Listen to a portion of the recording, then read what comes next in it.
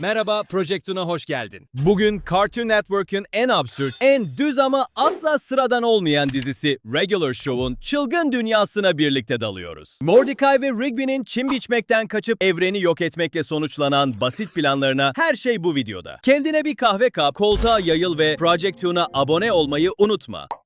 Regular Show'un ilk sezonu öyle güçlü başlıyor ki sanki Cartoon Network evreninde yıldızlar hizaya girmiş. Açılış bölümünde Mordecai ve Rigby kendilerinden beklendiği gibi yine harika saçmalıklar peşinde. Odada bir sığ burritoyla güreş tutma çabasında "Benim annem hakkında söylediklerini geri al yoksa seni gebertirim" replikleri havada uçuşuyor. Sonuç, Rigby mermi gibi duvara isabet ediyor ve koca bir delik açılıyor. Tabii Benson bu durumu öğrenirse vay hallerine. Hemen deli gibi çözüm aramaya başlıyor. Mordecai deliği gizlice kapatmak için zam almak gerektiğini düşünüyor. Böylece kimse olayı anlamayacak. Rigby ise hemboning adında acayip bir dans müzik tekniğini öneriyor. Bacak, kol, gövde her yere vurarak Benson'ı etkilemeyi kafasına koymuş. Mordecai bu fikri yerden yere vuruyor. Ama Rigby inatla bir gün hayatını hemboning kurtarabilir diyor ve haksız da çıkmıyor. Az sonra göreceğiz. Konu bir şekilde odada buldukları kırmızı bir klavyeye geliyor ve buna güç adını veriyorlar. O an klavyenin dilek gerçekleştiren büyülü bir eşya olduğunu fark ediyorlar. Zam istemek için Benson'a gittiklerinde Benson da bir anda fazlasıyla cömert davranıyor. Ama tahmin edersin ki işler çığırından çıkıyor ve Skips'i yanlışlıkla Ay'a yolluyorlar. Hem de odana git yerine Ay'a git dedikleri için yetmezmiş gibi orada dev bir canavar da istiyorlar. Çünkü kim bilir neyi dilediler. Tüm ekip kendilerini bir anda Ay'da buluyor ve Skips'in dev bir canavarla cebelleştiğini görüyorlar. Rigby burada sahneye çıkıp hemboning yapmaya başlıyor.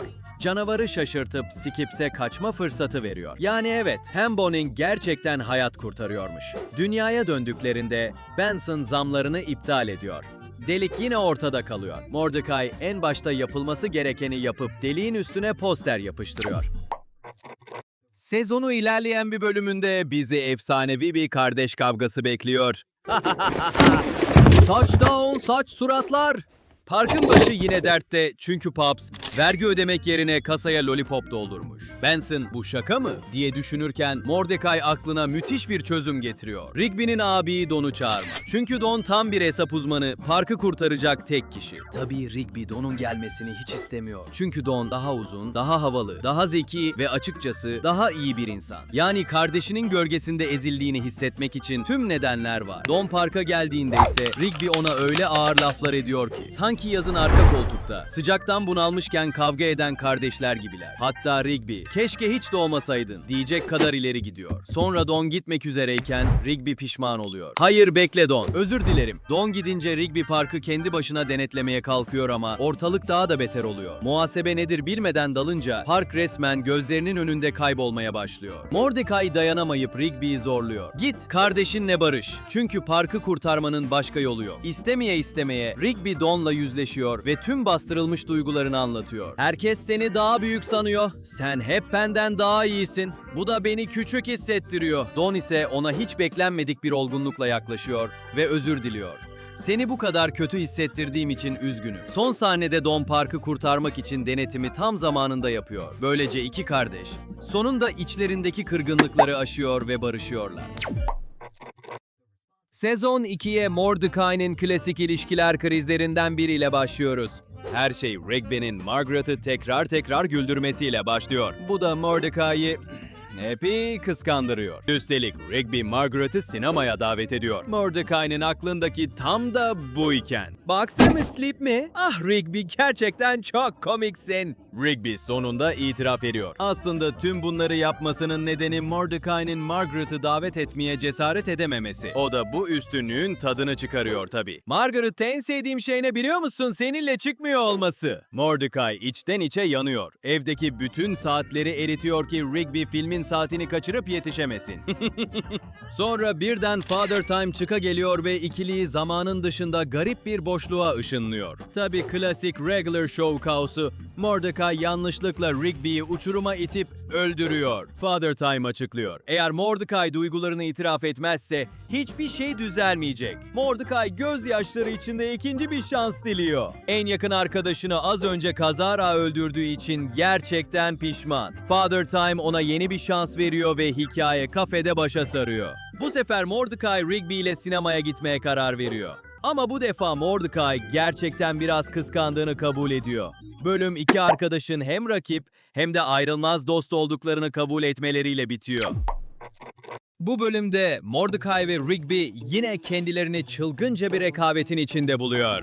Bir arcade oyununda tüm zamanların rekorunu kırmaya çalışıyorlar. Derken oyun makinesinin efsanevi şampiyonu Garrett Bobby Ferguson ortaya çıkıyor. Sanki dijital bir düelloya davet edildiler. Garrett onları eski rekorunu savunmaya zorlarken salonun atmosferi iyice geriliyor. Sonunda Mordecai ve Rigby büyük bir azimle Ferguson'ı alt ediyorlar. Garrett'ın yenilgiyi kabul etmesiyle oyun salonunda tam anlamıyla bir patlama yaşanıyor. Sezonun ilerleyen bölümlerinde Benson'ın başı yine belada. Patronu Mordecai ve Rigby'nin başına açtığı tüm işlerden dolayı Benson'ı suçluyor. Patron park ekibine Susan'ı tanıtıyor. Sarışın, insan görünümlü, tuhaf bir kadın. Benson artık yönetici değil. Tıpkı Mordecai ve Rigby gibi sıradan bir çalışan. Ama Benson eskiden işini ne kadar ciddiye aldıysa şimdi o kadar tembelleşiyor. Hiçbir şey yapmak istemiyor, sadece boş boş takılıyor ve bu yüzden kovuluyor. Kendini sokakta evsiz bir adamla konuşurken buluyor. Adam Benson'dan önce parkın müdürüymüş ve tamamen tembelliği yüzünden işinden olmuş. Bu korku ve utanç Benson'a yeniden güç veriyor. Kişiliğini geri kazanıp parkı tekrar almaya karar veriyor. Döndüğünde çalışanların hepsinin Susan'ın küçük klonlarına dönüştüğünü, tek bir emirle hareket ettiklerini görüyor. Benson, Mordecai ve Rigby'ye rahatlamalarını ve oyun oynamalarını söylüyor ve bam, eski hallerine geri dönüyorlar. Susan, sinirle dev bir canavara dönüşüyor. Ama önceki evsiz adam patronun limuzinini alıp Susan'a çarparak hayatını feda ediyor. Benson'ın kendi trajik sonunu yaşamasına engel oluyor. Sonunda Benson işine geri dönüyor ve dizide ilk kez Mordecai ile Rigby'nin kaytarmasına izin veriyor.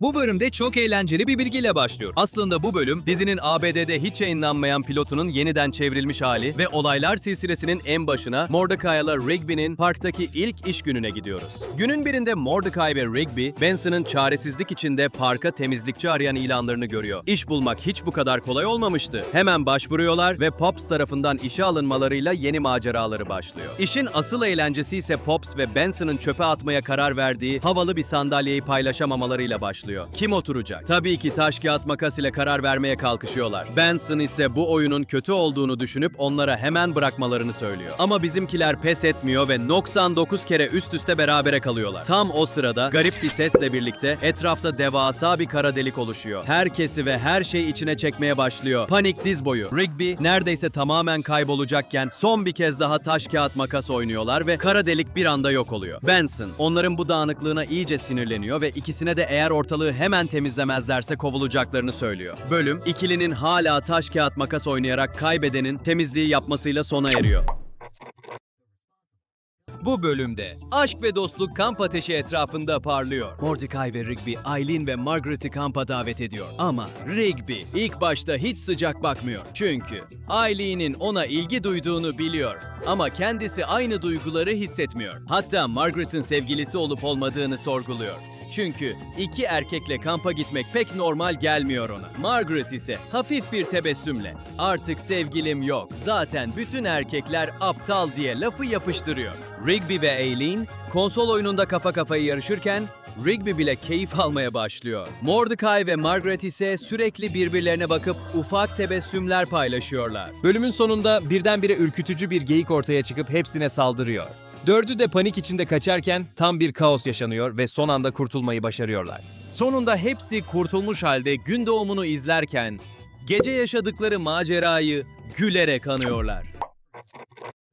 Benson artık Mordecai ve Rigby'nin işe sürekli geç gelmesinden, işleri savsaklamasından bıkmış durumda. Sonunda radikal bir karar alıyor ve Jeremy ile Chad adında iki yeni eleman işe alıyor. Jeremy ve Chad parkta ne iş varsa bir çırpıda kusursuz yapıyorlar. Benson da açık açık Mordecai ve Rigby'yi kovacağını ima ediyor. İkili koltuklarının altından kaydığını hissedince her yolu deniyor. Sabotaj yapmaya çalışıyorlar ama ne yapsalar nafile. Sonunda Jeremy ve Chad de kavga bile ediyorlar ama durumları sadece daha da beter oluyor. Bir süre sonra akıllarına parlak bir fikir geliyor. Büyük bir parti düzenleyip Jeremy ve Chad'i işlerinden uzaklaştırmak. Ama tabii ki her şey planlandığı gibi gitmiyor. Partinin gürültüsü göldeki canavarları uyandırıyor ve park tam anlamıyla savaş alanına dönüyor. Sonunda Benson tüm bu kaosun sebebi olarak Mordecai ve Rigby'yi kovuyor. Ama asıl sürpriz burada. Jeremy ve Chad yaşadıkları onca curcunadan sonra bu işi istemediklerini söylüyorlar. Benson mecburen eski elemanlarına işlerini geri veriyor. Ama ikili döndüğünde Benson'ın yüzündeki mutsuzluğu görmek lazım. Bu bölümde Mordecai ve Rigby, Muscleman'in Starla ve ailesiyle önemli bir buluşmaya hazırlanmasına yardım etmekle görevlendiriliyor. Starla, Muscleman'e ilişkinin bir sonraki aşamasına geçmeleri gerektiğini söylüyor ve ailesiyle şık bir akşam yemeği planlıyorlar. Muscleman şık bir restorana rezervasyon yapıyor ama nasıl fancy olunacağını asla bilmiyor. Mordecai ve Rigby ona şık olmanın inceliklerini öğretmeye çalışıyorlar ama işler tam anlamıyla çuvallıyor. Akşam yemeği, Starla'nın ailesi için tam bir felakete dönüşüyor ve herkes mekanı terk ediyor. Çaresizce Muscleman'in en sevdiği tavuk kanatçısına gidiyorlar. Burada işler değişiyor. Starla'nın babası ve Muscleman bir anda gömlekleri fırlatıp göbek atmaya başlıyor. İkisinin ortak noktası kaosmuş meğer. Gerçekten birbirine uygun bir aile.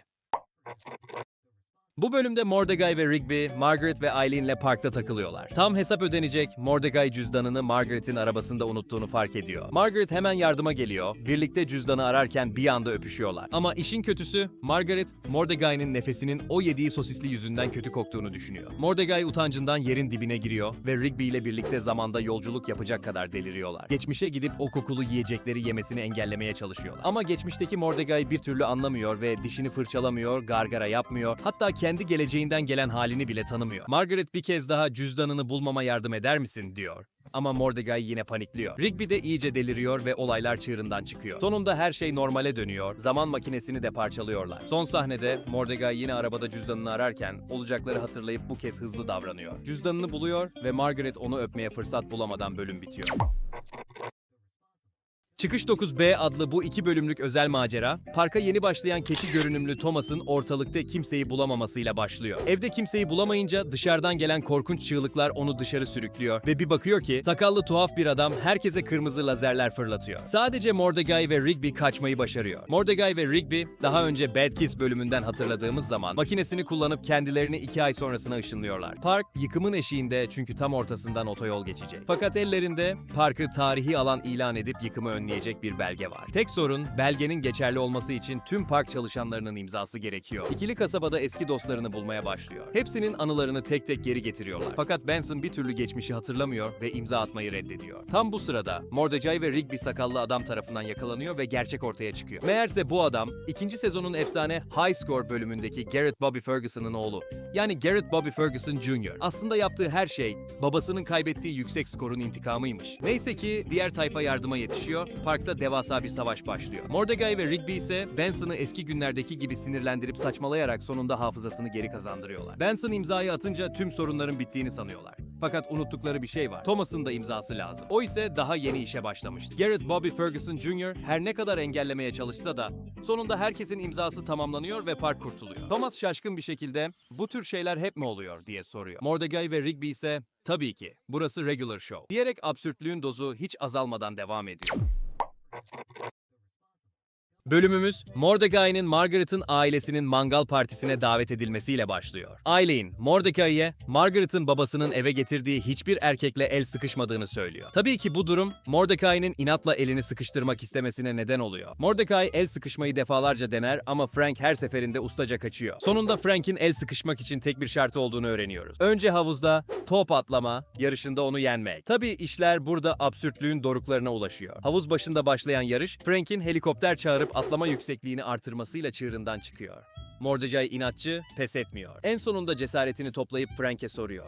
"Neden bu kadar el sıkışmaktan kaçıyorsun?" Frank, Margaret'ı bir başkasına kaptırma korkusundan ve onun hep küçük kızı olarak kalmasını istemesinden bahsediyor. Mordecai ise Frank'e Margaret'ın onu ne kadar sevdiğini, ondan hep gururla bahsettiğini anlatıyor. Onu bu kadar çok seven biri varsa, senin de onun sevdiklerini sevmeye çalışman lazım. Bu sözler Frank'in kalbine dokunuyor. Pilot helikopteri indirirken bir anda kontrolü kaybediyorlar ve Frank uçup gidiyor. Mordecai hemen bir paraşüt kapıp arkasından atlıyor. Frank, "Neden beni kurtarıyorsun? Sana bu kadar kötü davrandım," diye soruyor. Mordecai ise Margaret'ın birini bu kadar seviyorsa, onun önem verdiği herkese değer vermek gerektiğini tekrar vurguluyor. Ama bir sorun var. İkisi birden paraşüte asılınca paraşüt kopuyor. Frank, ölüm anı yaklaşırken büyük bir saygıyla Mordecai'nin elini sıkıyor ve birlikte havuza çakılıyorlar. İkiliyi daha sonra tam vücut alçıları içinde hastane yatağında görüyoruz. Doktor, Margaret'a şöyle diyor: "İnanılır gibi değil ama hayatta kalmanızın tek sebebi o sağlam el sıkışması."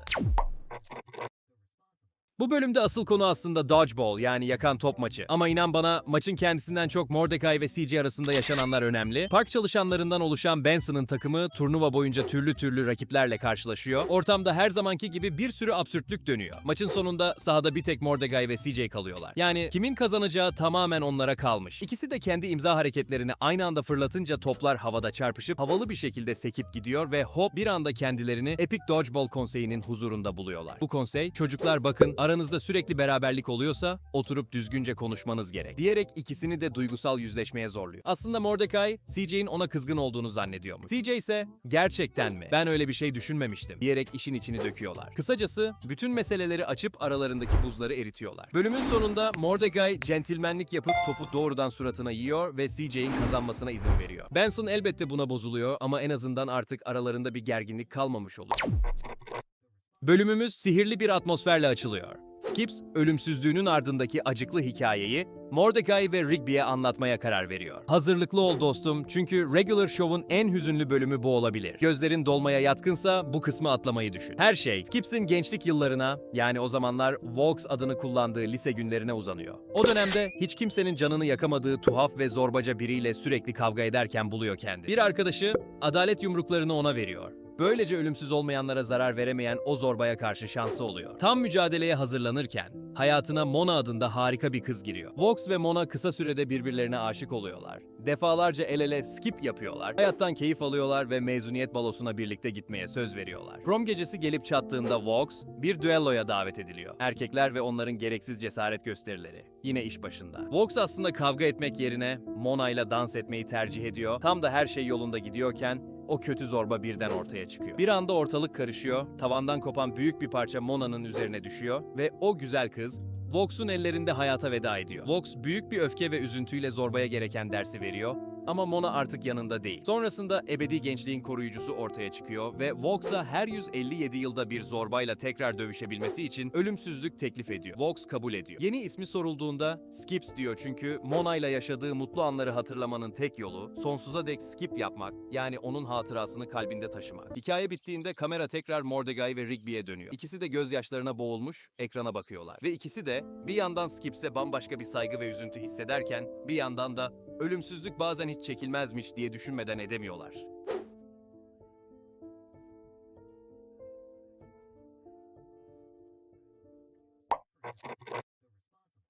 Regular Show'un en sarsıcı, en "ne oluyoruz ya" dedirten 2 bölümlük The Real Thomas hikayesi işte böyle başlıyor. Her şey Rigby'nin tam anlamıyla şok olacağı bir gerçekle karşılaşmasıyla başlıyor. Gecenin bir yarısı park evinin önünde hararetli bir kavga sesi duyuyor Rigby. Sessizce dışarı süzülüp bakınca karanlıklar içinde Thomas'a benzeyen birinin bir başkasıyla dövüştüğünü görüyor. "Ne oluyor burada?" diye soruyor. Thomas, Rigby'yi görünce aniden onu bayıltıyor. Ertesi sabah Rigby yatağında uyanıyor. Olan biteni sorgulasa da Thomas'a dair hiçbir kanıt bulamıyor. Kafası daha da karışıyor. Hemen Mordecai ve diğerlerine bu şüpheli durumu anlatıyor ama tabii hiçbiri ona inanmıyor. Ta ki mutfağın kiler kapısı açılana ve içinden 2 Rus ajanı daha düşene kadar. Herkes birer birer esir alınıyor. Benson'ın bu bölümün başında söz edilen randevusu meğerse ajanların lideriymiş. Thomas'ın asıl adı Nikolay olarak ortaya çıkıyor ve kalan bölümde ona Nikolay diye hitap ediliyor. Nikolay, küçük yaşta ailesi tarafından terk edildiğini ve Rusya'da hükümet ajanı olarak yetiştirildiğini anlatıyor. Rusya'nın meşhur parklar projesi kapsamında farklı Amerikan parklarına yerleştirilen ajanlardan biriymiş. Amaç, Amerika Amerika'daki parkları inceleyip Rusya'daki parkları dünyanın dalga konusu olmaktan kurtarmak. Ve asıl bomba, Nikolay son planlarını anlatıyor. Parkın altına yerleştirdiği motorları ve levitasyon cihazlarını çalıştırarak parkı yerinden koparıyor ve anında havalanıyorlar. Hedef Rusya'ya uçmak. Uçuş sırasında Nikolay, Rus hükümetinin Amerika'ya füzelerle saldırmayı planladığını öğreniyor. Oysa Nikolay kimseye zarar vermek istemiyor, özellikle de parkta geçirdiği güzel zamanları paylaştığı arkadaşları. Onlara kendini hep dışlanmış hissettiğini itiraf ediyor. Mordecai ve Rigby, evet sen biraz sıkıcısın ama biz aslında seni seviyoruz diyerek onu teselli ediyorlar. Tam o sırada Natalia ile yaşanan bir boğuşma sırasında Natalie parktan düşüp dev bir balinaya yem oluyor. Evet, cidden. Nikolay parkı kurtardıktan sonra Benson'dan tam zamanlı iş teklifi alıyor ama artık hem ABD'nin hem de Rusya'nın aranan kaçağı olduğu için teklifi reddediyor. Rigby ise bölümü şöyle noktalıyor. Nikolay, bizim için hep Thomas olarak kalacaksın.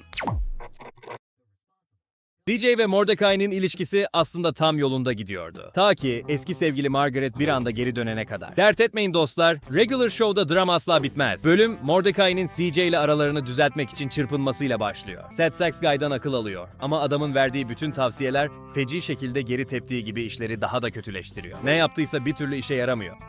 Rigby, Mordecai'yi bu adama kulak verdiği için tiye alıyor. Mordecai de 5. felaketten sonra sonunda kafasına dank ediyor. Yani niye böyle birini dinliyorum ki? Sad Sax Guy'ı dinlemeyi bırakınca Mordecai bu kez annesine danışıyor. Çünkü anneler her şeyi bilir. Annesi, babasıyla yıllarca mutlu kalabilmelerinin sırrını açıklıyor. Bizim hiç yalan söylememe kuralımız var oğlum. Samimi bir kalple GJ ile dürüstçe konuşmasını öneriyor. Neredeyse hayatını riske atacak kadar romantik bir sürpriz hazırlayarak CJ'nin dikkatini çekmeyi başarıyor Mordecai. Ve sonunda ikisi baş başa, açık yürekli bir sohbet başlatıyorlar. Mordecai, Margaret'le geçmişte yaşadıklarını, çirkin kazak partisinde eski duyguların aniden canlandığını ve aslında her şeyin bir kazadan ibaret olduğunu açık açık anlatıyor.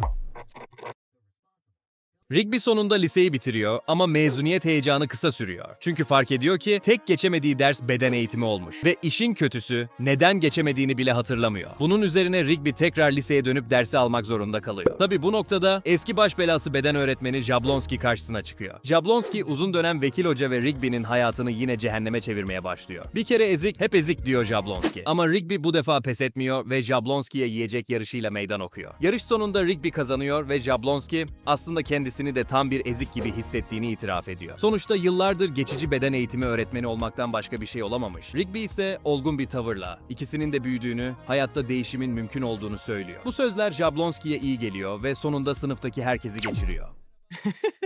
Ve evet, bir anda bitti. Bu absürtlüğü ancak 22 dakikaya sığdırabildik. 8. sezonu aceleye getirmek istemedim çünkü her bölümün hakkını vermek lazım. Eğer bu videoyu beğendiysen, yorumlarda hem fikirlerini hem de Regular Show'un en unutulmaz anını paylaşmayı unutma. Ayrıca Toonie'nin hangi halini ya da hangi absürt kombinasyonu en çok sevdiğini de yaz. Belki bir sonraki videoda Toonie'yi o şekilde eklerim, kim bilir. Sen yorumlarda ne kadar çok talep bırakırsan, 8. sezonun sürpriz bölümleri de o kadar çabuk gelir. Project Toon'a abone ol, bildirimleri aç ve bu absürt evrende bizimle kalmaya devam et.